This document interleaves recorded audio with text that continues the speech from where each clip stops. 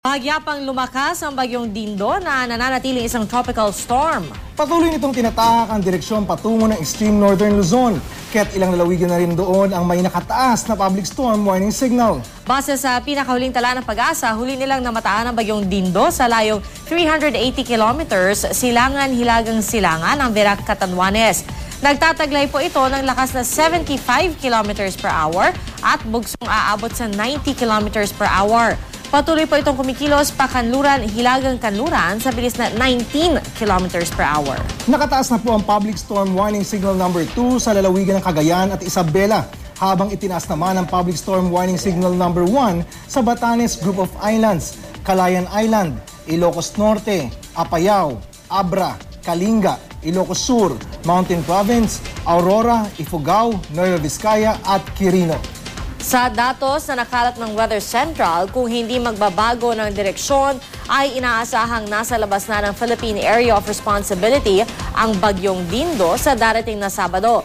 Samantala, malakas na hangin po ang makikita sa may sirkulasyon ng bagyo. Gayon din sa may kanluran ng Visayas at Mindanao dahil naman sa hanging habagat. Yan po yung kung makikita po natin mamaya sa mapa, yung mga mapupulang araw.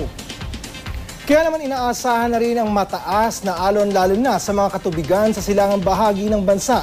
Payo na rin ang Pag-asa sa mga maliliit na bangka, iwasan o huwag na munang pumalaot sa mga nabanggit na karagatan. Ano man ang panahon, magplano, magsiguro, makibalita sa GMA Weather.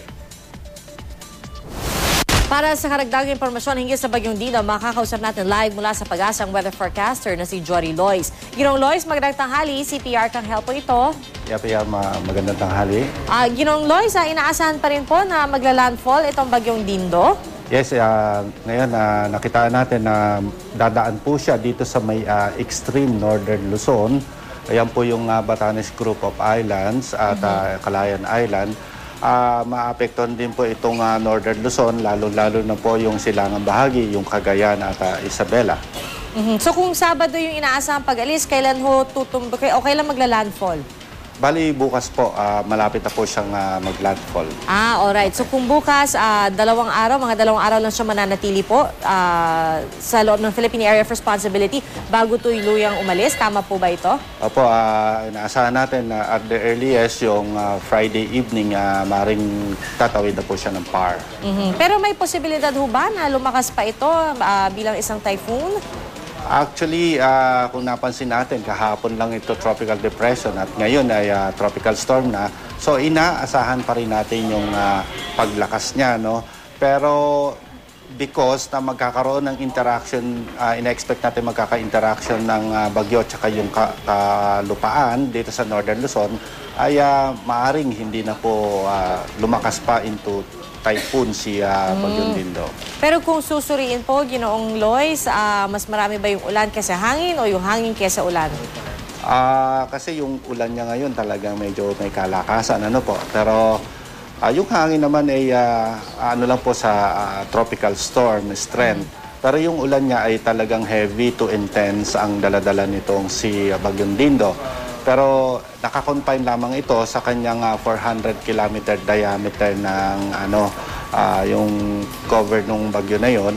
At ito'y mararanasan ng mga pag-ulan at itong tropical storm strength na hangin ay mararanasan po ng Cagayan Isabela pag malapit na po talaga si Dindo sa kanila. Bukod po sa Cagayan Isabela, may iba pa bang lugar na makakaranas ng matinding pag-ulan? Dito po ba sa Metro Manila maging maulan din? Opo, sa ngayon, ang naasahan natin ay paminsan-minsan pag-ulan lang dito sa Metro Manila.